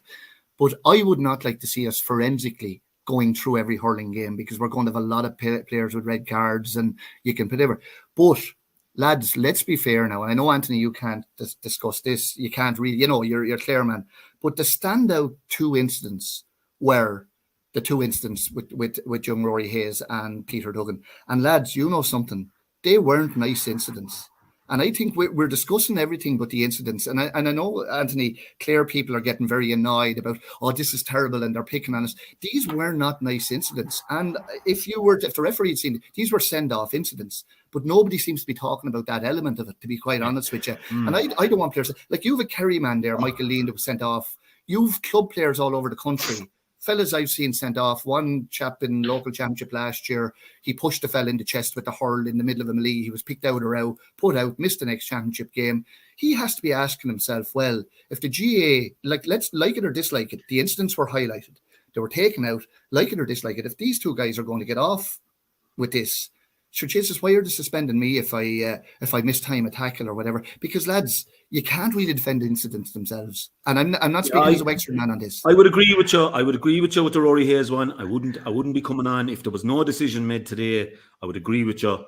He was being shielded from going to the ball by Flanagan, which is Flanagan's job, I suppose, to let Gillane score the point. The Duggan one, I would have thought yellow would have sufficed. He's been held. He tried to freeze early. The Fahey one, I would have thought, was a red card as well. Yeah. I would have thought. Yeah, but actually, I think we've blinkered ourselves by looking. The incidents need to be looked at as well. That's in fairness. Now, I don't know what kind of concrete that Seamus Flanagan's made of, but the man didn't flinch. from the by jeepers, which was the only thing that I could say. But lads, it didn't look good, and I'm not saying that I love Clare hurling and I love Limerick or love Cork hurling, but lads, these incidents, we have a problem at the moment, and I'm telling you, I think TJ touched on it. We have a problem going forward with refereeing and with disciplinary issues now. I don't know what we're going to do, to be honest with you. I guess, Tom, the question you're asking is, where is the line, right? So if you go back and look at games, right, in retrospective, let's say on Saturday, right, which, let's say, time up, Lee Chin goes through, he catches the ball 3 times, sticks the ball in the back of the net, and the referee misses it. Then there's no going back from a GA point of view, right? He's missed it, right? So if something happens on the day, right, where is that line? Like, I will say, from being involved in physical games, right, and I know Dalo's going to hit me with pot kettle black here in 1 second, right? Sometimes on television, the hits look worse than they actually are, right? And what you said there about Shamie Flanagan, he didn't flinch, right? So when Rory Flanagan or Rory Hayes left the hurley down, right, how nasty was it? It looked bad, but there's loads of incidents, as you said there. If you look back on incidents through a game, right? So it's finding out where that line is, and that's going to be the tricky piece. We were in an under-20 All-Ireland final recently, and there was a ball that looked like they gave the point, but did it go over the bar or not? And we ended up losing the game by a point. So there's lots of places where you can go to, and player discipline being one. But we're now in a situation, because what have happened, right? We are likely with, let's say, the 2 quarterfinals and the 2 semi-finals to come, right? We're very likely to have 1 or 2 incidents in those games. And people are going to ask, right, what's the story here? Like, right? Yeah. And Clare people are probably going to be the first to roar, because they've had 2 players go through this. So if somebody does something in the Cork-Galway game, you're going to be saying, why wasn't that highlighted in the Sunday game? So that's what we're facing now for the rest of this championship. And then if it was highlighted, hoping it'll be 2 Limerick fellas in the semi-final or something, Dale, aren't you? Well, no, that's actually what you're worried about. TJ, that's what you're worried about. It is. I think there's an element, lads, of these guys in the CCC. Kind of, as you've read out their brief, Mark, their brief is to look at incidents that weren't picked up, right, by the ref. So I'm of the feeling that maybe in the last few days they're saying, so will we just wait for the Sunday game to highlight whatever incidents they see fit? And I'm on their nights and I see something, I don't see something else. I don't see too much harm in one thing. I see an awful lot of harm in another thing. Do you know? So it's very subjective, that sort of thing. Like, Marco, you know, here's one big question for you, Marco, before you answer it. One massive question. If the Sunday game didn't highlight them, would they have been picked up? Did they sit down, or did one of them sit down and review the footage of the matches over the weekend? Because that really is the biggest question. And for me, we were at some of the matches. The television doesn't show it. You need all the angles to see these things, these incidents that didn't happen. The referee is right beside them, and he didn't see them happen. And I don't blame any of the referees for missing any of those incidents, because stuff is happening so fast. But unless you have the technology and it's pointed out to you, and are these people being paid to do these jobs on a Monday or a Tuesday morning? I can only speak for rugby because there's a sightings committee that looks and reviews all the matches. They're specific to do that, and suspensions are handed out afterwards. But I think they're the 5 people that we need to get in contact with to see, do they actually sit down and review? And you've asked a very valid question, TJ. Is it just a handy one to watch the Sunday game and see, sure, the boys will pick it up in the Sunday game? Yeah, but my other issue, though, TJ, is that, like, we're, and look, I'm let Rory and Peter Duggan, I love watching them hurl, and it's great to see them on the field. But like, Limerick have got a fair bit of it going over from television this year as well. Like, I mean, people are saying, geez, they didn't pick out Limerick. Limerick probably are fellas that could, Gerard Hegarty and them could turn around and say, Jesus Christ, they've had to, for one day, they haven't had the cameras on us and they haven't been given out of it. So I think, in fairness to Limerick, that's one point. But I just take the likes of Austin Gleeson, who's a player that I've great time for. Austin Gleeson and the referees, he was sent off twice this year. And I'll be honest with you, lads, they weren't as serious incidents as the ones last Sunday seemed to be. So Austin Gleeson must be sitting home. All right, the referee saw me, but Jesus, he must be feeling a bit bad done by you. And I'm not saying Austin is an angel or anything like that, but Jesus, so likewise, consistency here. Likewise, Ian Galvin, what was in that in the Cork game and appealed and tough shite. Well, they have no say, Anthony, no say. because their specific job is to recommend if there's to review footage of the games where they feel further disciplinary action needs to be taken. So they have made a recommendation that a 1-match suspension for the 2 Clare boys, a 2-match suspension for the Galway lad. Their job is done. And I actually like that now that there's a split. The CCCC, you do your job. The CHC then takes it on from there. But like, I'm under the impression, to be fair now, there's been very few of these incidents have been overturned for the last number of years. I'm led to believe that Frank Murphy from Cork would have moved into that role to tighten up all these technicalities. And we've often seen it in the past where lads get off on technicalities. I will be saying, oh, Jesus, lads, it frustrates me. I'm actually embarrassed now from a GA point of view that, like, the rugby and the soccer must be looking at us today and saying, the boys are unreal. What a stroke they're after pulling here. Like, it's embarrassing. This is embarrassing. I tell you, Mark, from one that has gone through the process in the last while of appeals, and that myself personally, but you're dead right. What happens is they propose the ban. So they propose a 1-match ban, but it's a completely new hearing then when you go into the next hearing. They could actually turn around and give you 3 games. So that's the chance you take going into appeal. Because I know of a club one time, there was a bit of a row and there was one fella got put off, but they reckoned if they went in with video evidence, they could have 4 more sent off. So they didn't appeal it, you know. And so, it's a completely different hearing. But I agree with you, Mark. It's really left us in I think, and TJ said it, I think it's left us in a bit of disarray. It's the only thing that could harm or upset this championship between now and the end of it, because I think we have a brilliant championship, you know. I recall in my stint, TJ, just to tell you a quick one. I won't say now, but it was sometime between 2004 and 14. So I won't say what county was involved. We had a fella sent off in a vital league game, and there was either, I can't recall now quite whether it was a league semi-final or it was the first round of the championship. He was going to miss, but he was a crucial man. So we appealed to Croke Park anyway, and Jesus, myself and the video analysis nearly, and I was fairly certain now it was a complete accident. You know, it was a swing of a hurley, and it was. I was certain, and we had put frame by frame. We had put together, and we were ready to go into this committee anyway. And the county secretary went in front of us, and he came back out about 4 or 5 minutes later, and he said, "He's off, lads." And I says, "Oh, what? Which I we didn't go in." No, he says they spelt his name wrong in Irish. That's a fact. Like that happened. We had to go home from Croke Park. That happened. To be fair, honest to God, that's the point. Hours we had put in trying to. I know, but that was the point I was making about Frank. Is that from what I can gather, he's been there to tidy up all those loose, small little tidbits, right, that get brought in. Because he knew them all. He knew them all. Huh? Yeah. But he knew them all. He tidied up a good bit for Cork. Maybe he's been advising Galway and Clare this week. But I'm just wondering, are we still has his number, there's no doubt.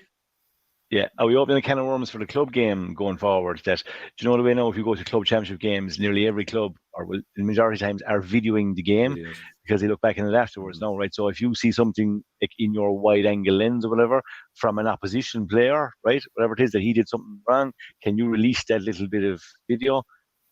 We've had a case of it in our own club recently where we have had an opposition club releasing some little bits of video footage to the general public on social media, trying to make matters look way worse. So it does happen. So it is a can of worms. But I still come back to what Tom said a while ago. Even though we don't want to be going down this road, there still has to be a line. You can't just get away if the referee doesn't see it. You can't get away with anything like. Yeah, and look, we'd all have probably been a little bit guilty of doing stuff we weren't proud of and got away with it, no one saw us, etc. And my best hope for this morning or tomorrow morning was... admit that, lads. Yeah. I'm glad the trees have admitted it. Go away, Dempsey. There was no videos in our day. There's no problem. You'd a forward line that was worse than any back line. TJ went back full back so he could get a better belt at the fella. Yeah. The poor old corner forward never had a chance. Fact. But you know, my best hope was that I did think Duggan had a good chance of getting off. I thought the 2 umpires, if you looked at it, I looked at it from behind the goals, are right there. They're looking at the incident. He's trying to freeze Hurley from the grasp of Sean Finn, in my opinion. The thing on the ground is totally inconclusive. This supposed punch, Yeah. I've looked at it from every angle. Behind the goal, you can see no contact from a punch. But I didn't think Rory Hayes would get off, and I didn't think Keenan Fahey get off. And that was my best hope. We'd be down Rory Hayes, but we might have Dougie back on the appeals ground. And that's my honest... So I didn't know this news was going to come in at 9:30 last night or whatever time it came. Can I just say, in fairness to the Limerick fellas, Dalo, they didn't go down. And Tom said Flanagan didn't flinch. Well, I don't know who didn't flinch. In fairness to them, they didn't make any meal of it. They took it on the chin and they moved on, and they weren't looking for anything. So credit to them in fairness to this occasion. Yeah, I presume you're referring back to Ennis there on that one. But yeah, credit where it's due. Credit where it's due, absolutely. Yeah, I don't know. Shamey. It mustn't have been that hard of a slap now, because it didn't look a great slap. Like, he didn't budge. Like, but geez, that'll tell you, lads. That'll tell you the dying seconds of a Munster Championship final. You won't feel too much, will you? You'd go through a wall like a provincial final, and you're getting slapped and whatever. But look, we better move on, lads, because time-wise again, of course, and I know Dempsey are under a bit of pressure, lads. I know it's I'm going for. We've a mouth-watering other quarter-final also. Massive fun. Two of the giants of the game, I suppose, in the last, although the titles wouldn't stack up, I suppose, since the mid noughties for either county, bar the 17 one for Galway. But an intriguing battle. I don't know if Landers is after freezing there, is he, or else he's got to sleep, or he's in a trance or something. Is he? Am I back? You're there. Am I back? But you negotiated the tricky one, 327 to 219, mark a point down at half time. You were in Las Palmas or somewhere sunning yourself. Were you beginning to worry any bit? Well, now, Dalo, I'm going to take you out of a little bit of a hole now here, right? Because I was on the way back from Playa Blanca. I landed in Cork, and that famous app that you discussed a couple of weeks ago, What's the Score? Is the correct? Oh, yes. You better get the name right.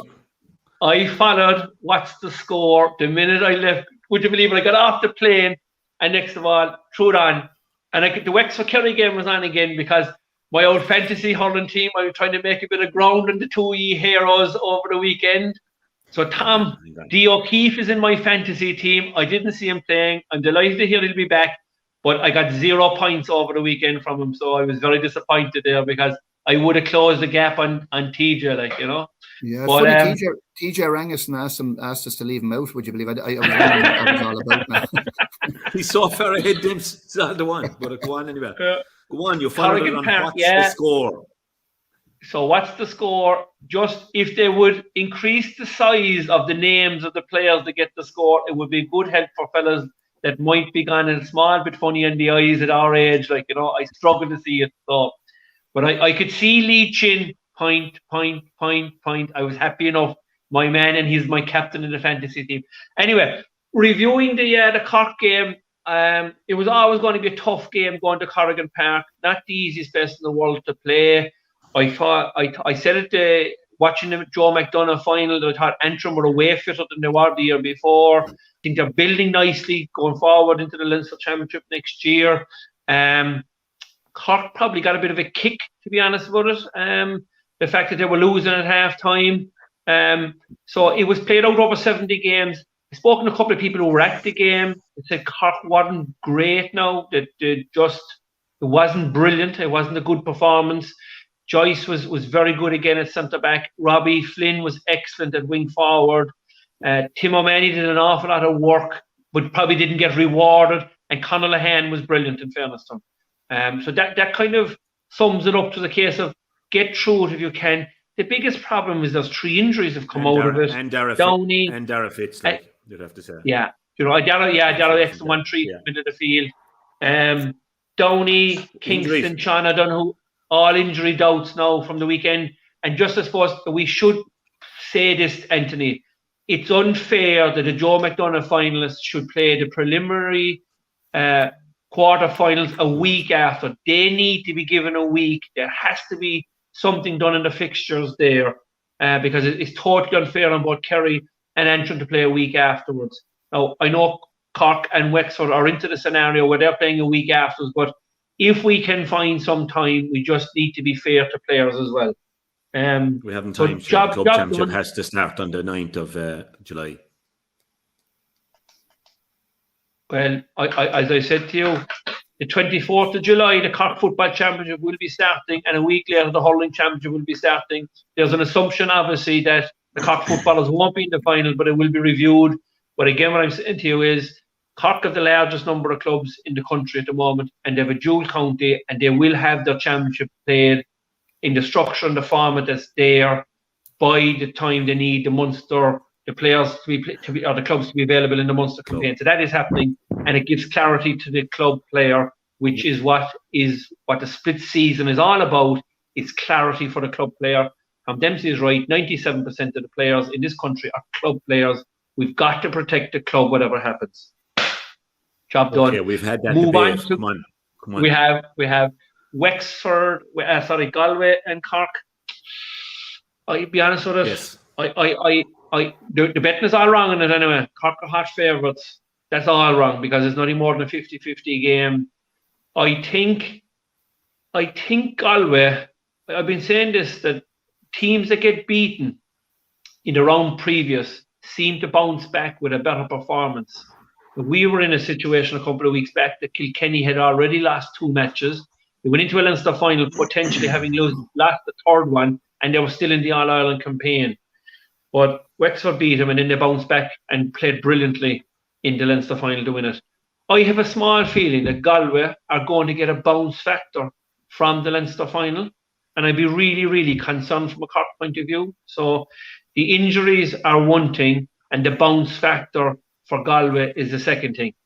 I'm hoping Cork are on the upside, Anthony, but if you look through their form, it isn't good. Like, their form line reads beat in the first 2 matches by Limerick and Clare. Then they beat a Waterford team that were in disarray, which was proved a week later when he left off 6 players and he hammered them. So that form line is very poor in the Antrim. So for me, the form team would possibly be Galway. They won all 5 matches in the Leinster campaign. They came unstuck. Drew 1. Probably if they got 1 or 2 of the goals in the Leinster final, I think they might have kicked on. But it seemed to be problem after problem after problem for them, and they just weren't able to negotiate the hurdle. I'd be a little bit concerned for Cork this weekend, I have to say. Okay, that's interesting. And I suppose, look, it's a very hard game to call. I don't know how bookies would have it one-sided anyway. I'd have it take your pick, even money. Yeah. What is the betting on that, Dalo? According to markets, hot favourites, Cork, is it? We don't promote betting on this show, Tom. No, we don't promote betting. Just wondering. Yeah, sorry. We like to know if horses are running well and things like that, but we don't promote betting. I suppose there's a couple of big questions about both sides here. Big questions. I suppose, first of all, from Cork's point of view, where's Hoggy in the situation? They didn't start him the last day. Is he going to start? Is he not going to start? That's the first big. He did very well when he came on now. Played very well when he came on, right? The second is, I remember the league game in March. If you go back, that was played in Páirc Uí Chaoimh, and Cork won that reasonably well. I think 126 around 23 points, and it was a very open, kind of non-contact game in the league, right? Which kind of more or less suited Cork and their stick play, and they were always able to keep Galway at arm's length, right? So heading into the game the weekend, I've no doubt that Galway will be reeling from their just performance. Obviously, the result as well in the Leinster final. They just didn't, for whatever reason, get their game going. And they had been playing reasonably well in Leinster, and they would have been probably seen as trajectory improving nicely to the Leinster final, but that's just taking a hit. So what kind of response are we getting here? Did they go overly physical in the battles with Kilkenny and didn't come out on top? And now they have a situation where they're playing a Cork team who are beautifully skillful, nice pace. So what kind of a game are we going to expect from Galway here? Where is Cathal Mannion going to set up? Are Cork going to send somebody out after him? Their game plan, are they going to get a bit more support to Conor Whelan? Are they going to threaten the goal and try and get goals against Cork? They are the big questions here. So there's questions both sides.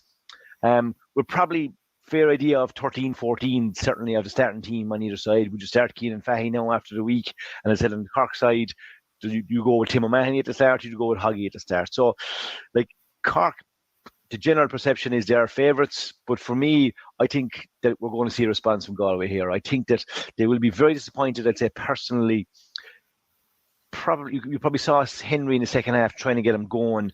They just didn't perform. They didn't do themselves justice. I'd say they were backing the horse straight away, trying to make this right. And I do believe Mark is right here. I do believe that the defeat they had the last day, you're going to see a kick in them, and you're going to see a different Galway team in the quarterfinal on Saturday. Okay, Dems, where would you see it? Yeah, That's coming directly from Kevin Lally, of course. At the start of the week, I was chatting with Michael Verney, and I was just saying that Galway, for me, I mean, lads, that was atrocious in the Leinster final. I mean, I don't know what other than Conor Cooney and Conor Whelan, Cooney. Or sorry, Conor Whelan and Conor Cooney, what they scored 2 or 3 points. Like, I mean, it was absolutely atrocious. And I'm just saying to myself, like, I honestly believe, and I know Mark mightn't agree with me on this, but I honestly believe that it would make for a better semi-final if Galway came through against Limerick, because there's no doubt that they would. Now that, and I don't mean, I just think that Limerick have Cork's number at the moment, maybe it's everybody's number, but I just think that's my own opinion. But to be honest with you, I do think that Cork will possibly win this game. I think that, the likes of the guy I really love is Kieran Joyce. I know he's only a young fella, but he's playing super stuff. Good half back line. The likes of Conor Lahan, Harnedy, they're good men. And I just think if Galway don't get out of this sleepwalking that they're in, they have a great manager. Go out and do it for them, lads. Like, they've so much potential.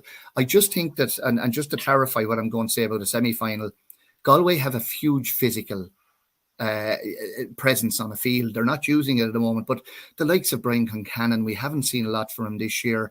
The likes of Cathal Mannion, Tom Monaghan is a very good hurler, but they've also fellas that always hurl well. The likes of Padraig Mannion, they can bring a big challenge to a semi-final. But just at the moment, given their Leinster final performance, I just think Cork are in a better place at the moment, and I can see Cork coming through here. Marco, I know you wouldn't be privy no more than the rest of us to the absolute inside info, but of the injuries, Sean O'Donoghue, I'd be really, really worried. It would nearly be a game changer for me, because I presume he'll pick up Wheelo. He's the go-to guy to mark the main man, and if that was doubtful, I'd be really worried for Cork. I think Sean has been struggling with a groin injury most of the year, Dale, and he'd be going from match to match. And I think probably they felt, look, maybe the interim game that they were going to see it out at that stage. I'd say he'd be okay. The biggest question is, will they actually put Sean O'Donoghue in full back to mark him? Now, I would agree with you. I would do that. But that leaves Downey then going to the corner.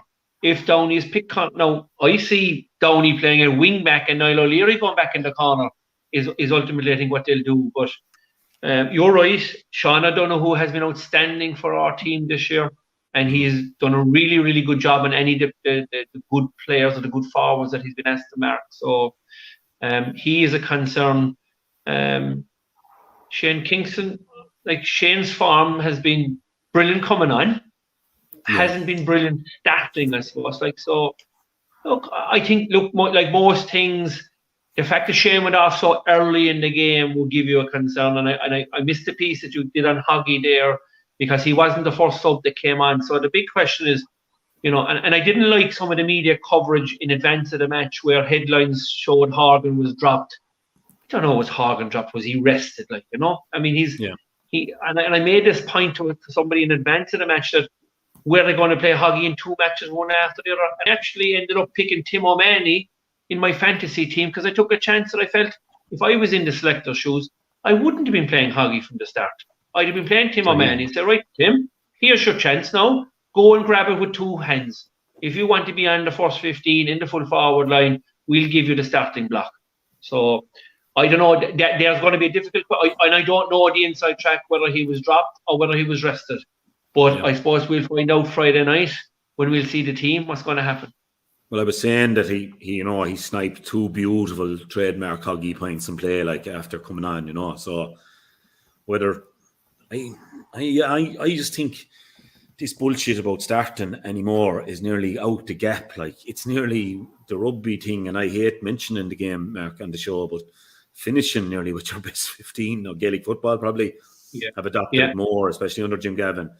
I think maybe Hoggy coming down the stretch, if it's tidy, could be massive, like, for a Cork, springing Hoggy with 15 to go And if Cork, a Galway, a Darren Morrissey or someone tiring after playing a Trojan game, or a Dahi Burke or any of them back there, Jack Grealish, who's new enough, seeing Hoggy coming in with 15 to go, could be a game winner for Cork. So if I'm Kingston, I'd pick it to get over the line whatever way I can. I just think with Galway, lads, I thought they were good in Leinster. They probably should have got the job done in Wexford. They dominated that long Tom early in the game. They did everything else. Okay, the Kilkenny game was very tight now. If that last free hadn't been awarded, Kilkenny could have come out of there. You were there, TJ.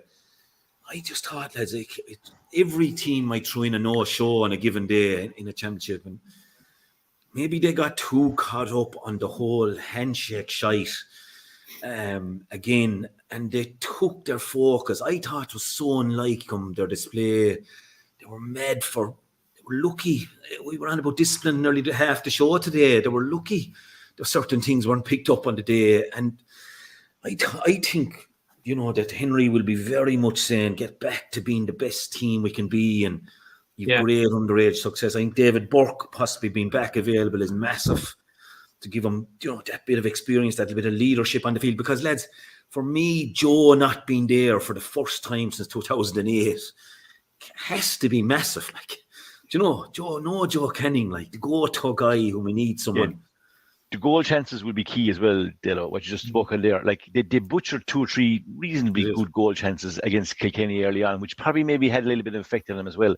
And to go back to what Mark said there about the full backline for Cork, the 2 goals you conceded in the first half, Marco, like, you'd like to think that you wouldn't be conceding goals like that at this level. So there's a question mark there. So if Galway, like, this game could easily be level on points, and it could come down to the team who gets the 2 or 3 goals. But what I was going to say before we move away from it is to call it so just the listeners are in no way confused by us. I'll start Clare and Galway. Mark. I'll second that. Ooh. Yeah. To avoid the confusion. I'll go against my heart now. I'm not a great tipster, but I'll go Clare and Cork. Oh shit! I was hoping you were a good tipster when you said that. You'll go for Wexford. I'm gone away from tipping. Myself and Joanne had words about it the last. All good natured, but I don't know how we tip these bloody things. But look, on all form, I think Clare. I have a feeling for Galway, but Jesus, Cork have the 3 wins. I know Mark O'Neill after ditching the 3 wins, sort of like as not being huge. But look at the form. Momentum always. Yeah, I know the form. Yeah, the form is poor. But at the time, how poor was Waterford? Waterford kind of gave up the ghost in when they came in to a week. I think. Yeah, in a week against a weak and Clare team.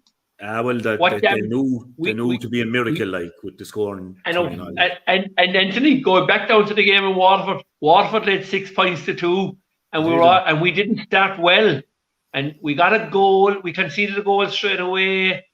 And we got there, and we, in fairness to the players and the management, they got the job done. That they needed to go and win it. They seized back the opportunity to go back, but the form is just weak, Anthony. I love Cork. I want Cork to win, but just if you're asking me my opinion, the form is weak. Yeah, Dalo. Yeah. Okay. Just to say, what's it going on, Dalo? Robbie O'Flynn. Who did you go for? I went for Clare, and I'm going to say Galway. I don't have a clue the other match. I don't have a clue. I'll be on there for 2 minutes before I do the call commentary, and I'll be saying to whoever Damien Lawler, whoever is interviewing us on the line there, I'll be saying, Damien, whoever plays well will win this. Jesus, like, sure, we saw Galway fellas against Kilkenny that we know are way better hurlers, not hurling at all. Dahi Burke I thought was excellent at full back. The rest of their backs suspiciously poor, butchered goal chances. If they play like that, Cork will beat them. But then where's Cork either? Like, can James McNaughton get 1-3 from play? Can Keelan Sexton get 1-3 from play? And if Galway hit form, so I don't know. And even with Clare, I'm worried. I was very impressed with Wexford against their last big game was against Kilkenny, and I was very impressed. And I like a lot of what they're playing for, and where they've turned it around to. So. Dalo, the big problem with the Wexford is that probably we've only turned it around for 1 game. And to be honest with you, I just looked at Kilkenny. Richie Reid, for example, every ball he got in the last 20 minutes against Wexford, he lobbed it down on Liam Ryan, on the boys, Matthew Hannon loved it. I just noticed his definitive change of style. In fairness to Brian Cody, everything was played short, was played to a man from Richie Reid. And Paddy Deegan. And Paddy Deegan. So they changed. So Kilkenny changed quite a bit. But one thing, and I think TJ is right, Galway butchered chances for goals against Wexford. Galway should have been 10 points up. They butchered chances for goals against Kilkenny. The day they don't butcher those chances could be a different Galway. It could ignite them, But I'd still go for Cork, given what I've seen. Great stuff, lads. There was a bit of fantasy stuff. We're gone from it this year. It's actually over. TJ has a 1 now. So I haven't. There's 3 games left. 3 weekends. Yeah, but there's virtually there's more than 3. There's 2 this weekend. There's 2 semi-finals and there's a final. 3 weekends. Yeah. Sorry, 5 matches. I'm closing, TJ. We'll get a team off here for next year, Dempsey. Dalo, it's all fantasy hurling down in Munster. That's the truth. Not to Leinster for the real hurling. Well, Jesus, I tell you, we do have Brian Hogan regularly, and he back you up on that one. But I'll tell you, he said, "Sure, how Munster Championship there, you'd be raving about it." He says, "And sure, how many All Irelands have we won in the noughties, Leinster?" I know, but there's been a seismic shift in the last 5 or 6 years now, Dempsey. So that's true. But look, I still wouldn't rule out. We've no fantasy tables to go up or anything there, so that's all grand. I'm still on top anyway, so it's okay. And you're after moving a fair bit down the table, Dalo. I'm not. I'm still 4. I have Sam Alden. I have Big Sam's number if you need it, kid. No, there's 3.4 million mention on the Blackrock Road, and Bogey and Kerrigan are definitely staying down below me. No matter how bad I have it at the moment. But I need Conor Cooney to have a big game. There you are. The Mad Bouncers. Another big score. 280. Go out of that. That's last week's table. That's last week's is right. Wrong table. Go out of that. That's last Larry week's back in base. Huh? The scores this week were only 80 something in that, weren't they? Yeah, that's all. Yeah. The Sunflower's got 130 points now. They put Leachin, Tom. Whatever you do, keep Leachin on the field with you next weekend. He's a big one. We have Leachin sleeping in cotton wool for the last week, so we have Mark. You don't worry. He'll be there. He'll be the first man on the field in Thurles. There we have it. That's our Listeners' League. TJ done very well in 5th. New leader, Kieran Kenrick from the Mile Rovers. Nice score, 123, Kieran. And Michael Murphy, I take it is from Dunley Cullens, proud club up there. Brendan Noonan doing well there, your old buddy Marco. Good score. Great score, Brendan. Well done. And then TJ flying the flag for us. So well done. On that, you sent me to Leopardstown Thursday night, and here's our scores. Yeah, great score, Marco. In fairness, 130, great shooting. It's not quite over yet at the top, is it? No, and Dalo. D. O'Keefe got no points for me. Tim O'Mahony, 2 points. Mark Coleman, only 3 points. I could have had an extra 30 or 40 there. I'd have tightened it up a small little bit there on his coattails. And it's fair tight for third as well there. There's nothing between us. But we can say one thing for certain, that the wooden spoon will be going to the south side of the league, even though Mr. McGrath is a proud Glen Rovers man. To just himself and Cads if they don't make a few changes. Is there no changes? There's no changes for this weekend, is there? No. After the weekend. Into the semi-finals. Yeah, we'd have a good few steps. He sent me to Leopardstown Thursday night. Yeah, just before I go, I'll have to leave you, but you might come up to Wexford for one of your road shows sometime. It's right there beside Waterford. It's close enough to Munster. You might drop up the trees. Near Wicklow. Near Wicklow. Near Wicklow, between Wicklow and Waterford. Who's going to provide security for TJ? No, TJ's okay. We're good now, TJ. I have to say. We're good. And I'll tell you what. If you bring in your Kush, we'll go. If we achieved nothing else this morning, it was bringing the 2E back together. We're all good. We were never too far apart, TJ. Talk to you soon. Great stuff, Dempsey. Great to have you. Take care. Marco, before we move away to the racing, Marco, there was a buddy of yours on there, Ross Kelly. He had a buddy of his. That's right. Shane Ryan. A shot. Yes. Oh, absolutely, Shane Ryan. And lads, he played for Kildare in the Christie Ring. Unfortunately, broke his leg and also, would you believe it, done his ACL as well last weekend playing for the club. So, Shane, listen, kid, I done my ACL in 1991. And I had 3 cartilage operations on the one. I didn't break the leg, but I broke a couple of hands all right. But we wish you the best of luck and and a speedy recovery. And I've no doubt any fellow who's been able to represent his county and play in the Christie Ring final, you will be back in the field to play. Keep the chin up, kid, and we're rooting for you. Shane, we hope it doesn't take you 8.5 years to get back, like Matt. You'll be all right, kid. You'll be back next year. There's no fear of you. You'll be back for the Joe McDonagh final next year, and the best of luck with that. He sent me to. Oh, just to give a shout out, lads, as well to the Kildare mentors Saturday night there. I got a bit waylaid in Kerry myself, and the Bradford hurlers who were knocking around Murty's. They had a good night in them, I believe. So you sent me to Leopardstown Thursday night. We got no luck in running with no purple gown.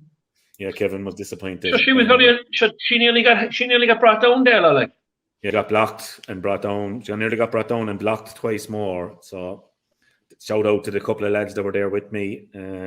Dead sound, lovely people. And I think the boys called the Shane Dowling and Cyril Farrell did a great day on Saturday with Literatus.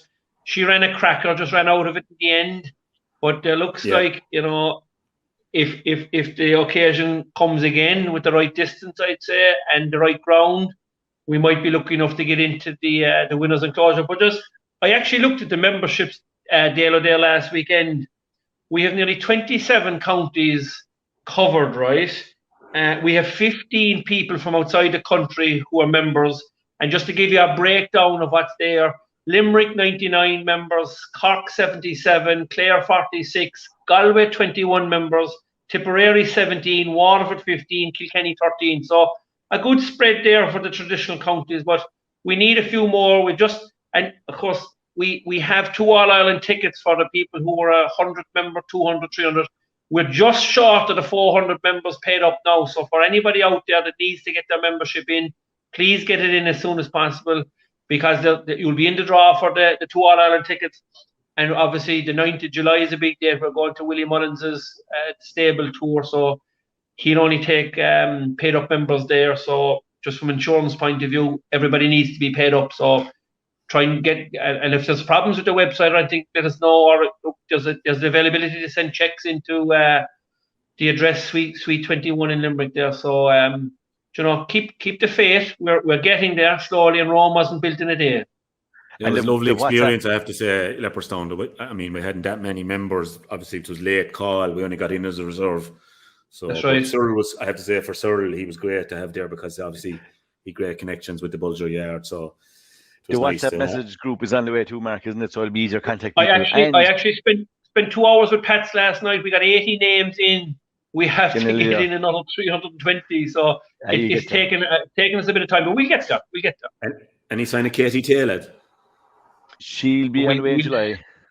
Yeah, July. Ooh. Yeah, we'll see her working on the 9th of July as well, Dalo. So we'll get a first hand. I know you might be able, if you can, to be great, but I know you have a busy weekend that weekend. So let's see how things pan out. Yeah, first of all, we have the Getaway Queen tomorrow night coming to Limerick. So I'm going to be cube of a night out at the races tomorrow night in Limerick Racecourse. Fantastic place. But Mark is coming down with the Getaway Queen, and she will be competitive. We might need to wait till the morning to find out all the details. So Dalo, I will be on to you to let you know the exact picture at some point tomorrow about the Getaway Queen. It'd be nice to hear about someone. Yeah. And Mark, you could have given her a kind of draw now, TJ. Drawn me in the car park, like. Oh, the car park out 14. Marco, my colleagues in Limerick Racecourse, my friends Claire and the lads in the office will give you a warm welcome when you come to Limerick tomorrow. They will look after you, and you will be well pleased set up. Lovely, beautiful new owners and trainers bar in Limerick.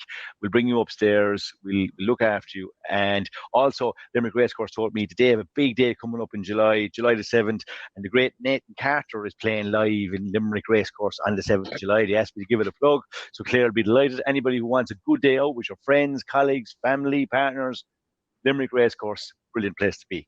That was one. Second one for me, Dalo, this week, and I will finish on this, right, is a friend of mine from down the road, Knockany GA Club, right, is involved with the Kilburn Gales Club in London, and they're spreading the hurling gospel in London, and it's great to see the hurling game kind of getting the exposure all over the world. What I did say to me was that anybody could check them out on social media, that if you do happen to find yourself in London over the summer or working there, or you want to play, or you want to get involved in the club, they'd love to have you. They will give you an exposure to a hurling community over there. And he said it was a little bit like the Come On Racing Club. If you go to London and you join the Kilburn Gales, that their hurling club will take you to places that you've never been before. So if you're working, you're over there, and you happen to be interested in hurling, check them out. So that's Kilburn Gales. Ian Wheeler. Rice slips back pitch on a Sunday morning. Yeah, exactly. So I go in as a contact. So I don't want to hear of any more than overseas team taking players, but Jesus, any little Castle lads listening to that, you're going nowhere the rest of you.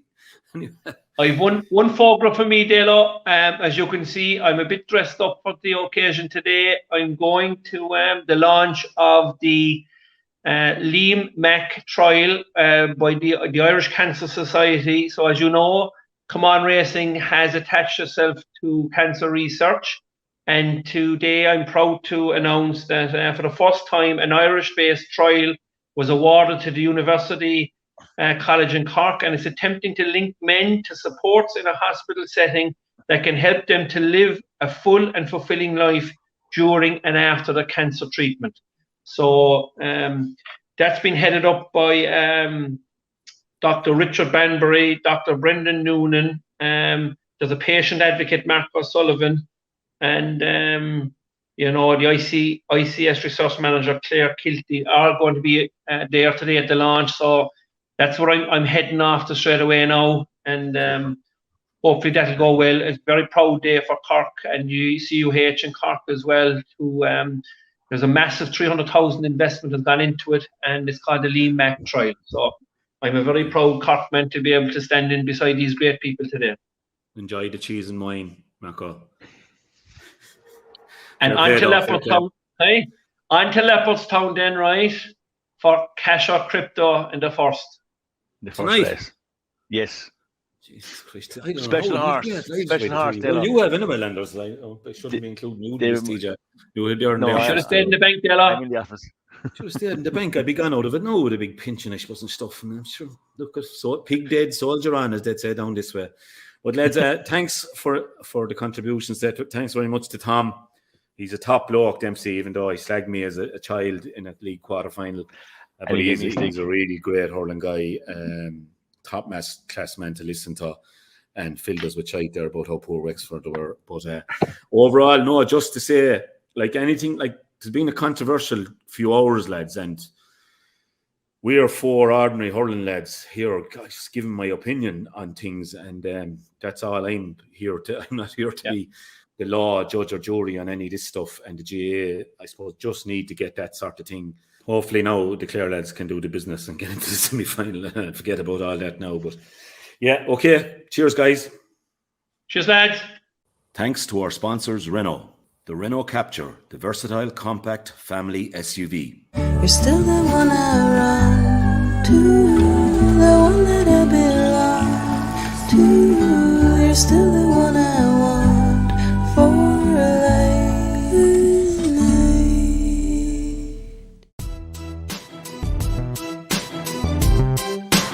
A grain of rice, a grain of rice is going to tip the scale. Just remember that, lad. There's a small bit of a needle there. Now, come on, Mayo, you've got to get Andy Moran into the game. Our mission was to show that we're no longer